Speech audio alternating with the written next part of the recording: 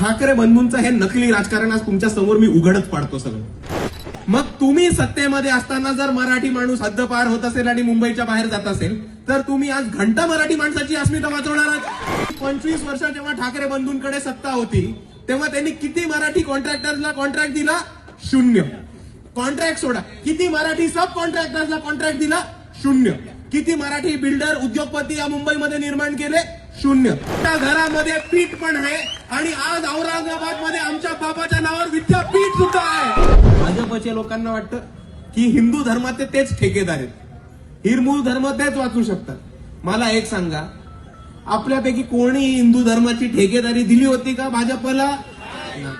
ते स्वयंघोषित ठेकेदारी करतायत, त्यांना त्यांची ठेकेदारी करू दे, पण आपण त्यांना मत देणार का? नाही।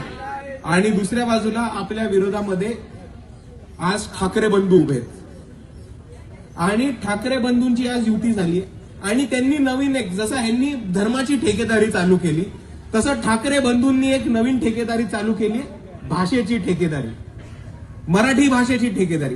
आता मला सांगा, आपल्यापैकी किती लोक इकडे मराठी आहेत? सर्व? आपल्यापैकी कोणीही ठाकरेंना मराठीची ठेकेदारी दिली होती का? नाही। ह्यांनी पण स्वयंघोषित ठेकेदारी उचलली, पण ती का उचलली हे सुद्धा आपण सर्वांनी समजून घेतलं पाहिजे। आज वस्तुस्थिती ही आहे की उद्धव बाळासाहेब ठाकरेंचा जो पक्ष आहे उबाटा सेना, तो पक्ष संपत चाललाय आणि त्यांना हे माहिती होतं की जर ते ह्या बीएमसीच्या निवडणुकीमध्ये हारले तर त्यांचा पक्ष कायमस्वरूपी संपून जाणार आहे। आणि दुसऱ्या बाजूला त्यांचे भाऊ आहेत, त्यांचा तर पक्ष तसाही संपलाय। म्हणून यांना स्वतःचं राजकारण उभं करण्यासाठी एक मराठी माणसाची अस्मिता ही चालू करून परत मराठी भाषेची ठेकेदारी या लोकांनी इकडे चालू केली। पण मी आपल्या सर्वांना सांगतो की हा या ठाकरे बंधूंचा खूप मोठा जुमला आहे आणि ह्या जुमल्यामध्ये आपण सर्वांनी फसू नका, हे मी आपल्या सर्वांना कळकळीची विनंती करतो, कारण मुद्द्यावरती येऊन बोलतो। गेली 25 वर्षामध्ये आपल्या सर्वांना माहिती असेल की मुंबईमध्ये खूप महागाई वाढली, म्हणून मराठी माणूस हा मुंबईच्या हद्दपार झाला। मीरा भाईंदर झालं, नालासोपारा, वसई विरार झालं, ठाणे झालं, उल्हासनगर झालं, कल्याण डोंबिवली झालं, नवी मुंबई पनवेल झालं।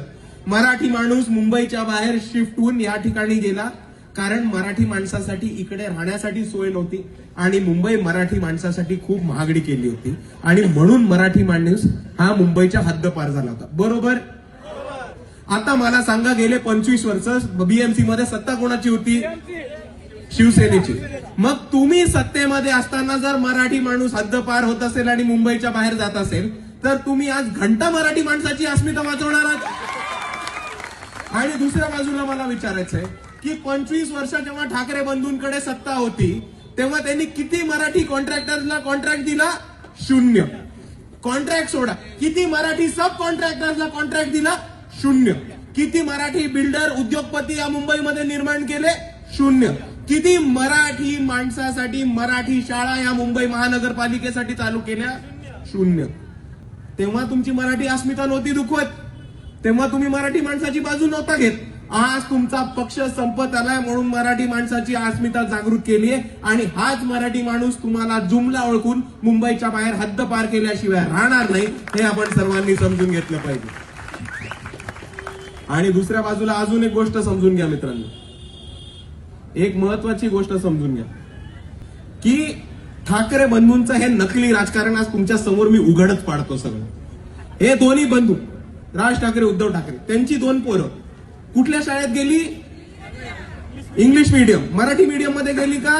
नाही। तेवढं तर नाहीच, त्या शाळेचं नाव काय? बॉम्बे स्कॉटिश। मुंबई स्कॉटिश शाळेचं नाव नाही, शाळेचं नाव काय? बॉम्बे स्कॉटिश। अरे स्वतःच्या शाळेचं नाव बदलता नाही आलं तुम्हाला, मराठी माणसाची अस्मिता काय वाचवायला निघालात? आणि दुसऱ्या बाजूला आपल्याला आठवत असेल की आदित्य ठाकरे पहिल्यांदा 2019 मध्ये निवडणुकीसाठी उभे होते की नव्हते? कुठनं उभे होते? वरळीमध्ये। वरळीमध्ये, अख्ख्या वरळीमध्ये बॅनर लागले होते। काय बॅनर लागले होते? काय बॅनर लागले होते? तिकडनं बोललं कोणतरी, काय बॅनर? केम छो वरळी। आता माझी मराठी कच्ची असेल, मला मराठी नीट नाही, मी मराठीचा ठेकेदार नाही, पण केम छो हा मराठी शब्द तर नाहीये. कुठला शब्द आहे? गुजराती. अरे हेच तर इतके वर्ष गुजरात्यांना शिव्या देत होते की गुजराती आपले प्रकल्प चोरतात, इंडस्ट्री चोरतात, बिझनेसेस चोरतात. संजय राऊत तर म्हटलं गुजरातने एक वादळ पण चोरलं. आता जर तुम्ही गुजरात्यांच्या चोरीबद्दल इतके बोलताय तर मग केम छो वरळीचे बॅनर्स का लावले? कारण तेव्हा तुम्हाला गुजराती लोकांची मतं हवी होती. त्याच्याच नंतर प्रशांत किशोर नावाचे एक बिहारचे व्यक्ती आहेत जे आदित्य ठाकरेंचे पॉलिटिकल ऍडवायझर होते. त्यांनी आदित्य ठाकरेंना सांगितलं की इकडे तमिळ भाषिक लोक खूप आहेत, तुम्ही लुंगी घालून स्टेजवरती जा. आपण सगळ्यांनी तो फोटो बघितला. आदित्य भाऊ लुंगी घालून स्टेजवरती आले कारण तमिळ भाषिक मतं मिळवायची होती. आता त्यांच्याच आजोबांचा नारा होता की लुंगी भगाव पुंगी बजाव, आणि ह्यांचाच नातू लुंगी घालून स्टेजवरती येतो. तर किसकी पुंगी बजानी और किसको भगाने का? ज्या माणसाने सांगितलं लुंगी बगाव पुंगी बजाव, त्याचाच नातू स्टेजवरती लुंगी घालून येतो. का? कारण त्याला तमिळ माणसाची मतं हवी. त्याचाच नातू केम छो वरळीचे बॅनर लावतो. का?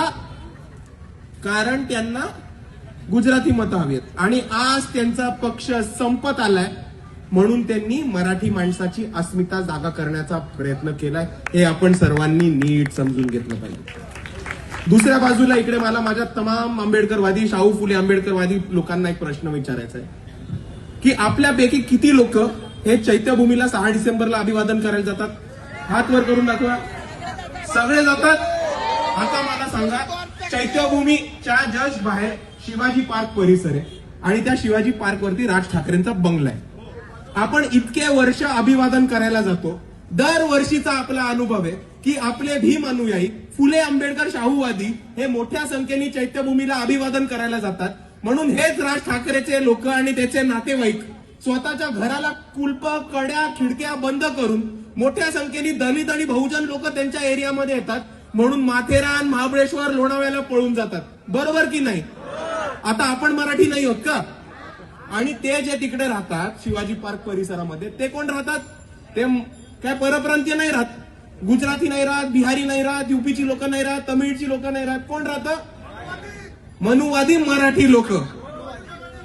आणि आज या मनुवादी मराठी लोक आपल्याला जातीवादी वृत्तीने हिरवतात आणि त्यांना आपली मतं पाहिजे म्हणून आपल्याला मराठी अस्मितेच्या नावाखाली एक करतात. पण ह्यांचा जातीवाद विसरू नका मित्रांनो. डॉक्टर बाबासाहेब आंबेडकर सुद्धा मराठी होते. त्यांना अभिवादन करणारे, येणारे, इतक्या लाखो करोडच्या संख्येने येणारी लोक सुद्धा मराठी होते. आणि इतक्या मोठ्या संख्येने भीम अनुयायी येतात म्हणून तिकडनं पळून जाणारी जातीवादी लोक सुद्धा मराठी होती. हे आपण विसरू नका. आणि हेच बोलत असताना मित्रांनो, मला आपल्या सर्वांना काही गोष्टी आठवण करून द्यायची आहेत. आपल्या सर्वांना खैरलांजी प्रकरण आठवतंय? खैरलांजीमध्ये ज्या बोतमांगे कुटुंबावरती हल्ला झाला होता, अन्याय अत्याचार झाला होता, मॉब लिंचिंग झालं होतं, ते बोतमांगे कुटुंब मराठी होतं. त्यांच्यावरती हल्ला करणारे लोक सुद्धा मराठी होते. भीमा कोरेगावमध्ये ज्या आपल्या आंबेडकरवाद्यांनी मार खाल्ला आणि त्यांच्यावरती हल्ला झाला ते मराठी होते. त्यांच्यावरती हल्ला करणारे संभाजी भिडेची लोक सुद्धा मराठी होती. आताच नांदेडमध्ये एक केस झाली, सक्षम ताटे, आंतरजातीय विवाहातनं त्याचा मॉब लिंचिंग करण्यात आली. सक्षम ताटे मराठी होता आणि त्याला मारणारी लोक सुद्धा मराठी होते. अक्षय भालेराव, बोंधारमध्ये वंचित बहुजन आघाडीच्या कार्यकर्त्याचा मर्डर झाला होता, तो मराठी होता. त्याला जातीवादी वृत्तीने गावामध्ये पहिली जयंती काढली म्हणून त्याला मारणारी लोक पण मराठी होते. नीती नागे, प्रेम प्रकरणातनं झालेला मृत्यू, तो बौद्ध मराठी होता, त्याला मारणारे लोक मराठी होते. तर आता आपण सर्वांनी एक गोष्ट समजून घ्या की हा भाषावादाचा मुद्दा आमचा नाहीये. हा भाषावादाचा मुद्दा आमचा नाहीये. आपला मुद्दा हा ह्याच्याहून खूप महत्वाचा मुद्दा आहे. आणि आपला मुद्दा ह्या भारतामधला आणि या महाराष्ट्रामधला जातीवाद अंत करण्याचा मुद्दा आहे. आणि अजून एक गोष्ट आपण सर्वांनी ठामपणाने समजून घेतली पाहिजे की ह्याच उद्धव ठाकरेच्या बाबांनी एक वक्तव्य केलं होतं, बाळासाहेब ठाकरेंनी एक वक्तव्य केलं होतं की तुमच्या घरात नाही पीठ आणि यांना पाहिजे विद्यापीठ. ते वक्तव्य कोणाच्या विरोधात केलं होतं? आपल्या विरुद्ध. आपण मराठी नाही होत का? कुठल्या भाषेत केलं होतं? मराठीतच केलं होतं. आणि आपल्या विरुद्ध हे जातीवादी वक्तव्य करतात आणि मग जेव्हा मतं पाहिजे तेव्हा मराठी अस्मितेच्या खाली आपल्याला एक करतात. जर इकडे कुठे उबाटा किंवा मनसेचा माणूस आपली मतं मागायला आपल्या समोर आला तर त्याला ठामपणे सांगा की आम्ही साल्या तुझ्या बापाचं खात नाही. आमच्या घरामध्ये पीठ पण आहे आणि आज औरंगाबाद मध्ये आमच्या बाबाच्या नावावर विद्यापीठ सुद्धा आहे.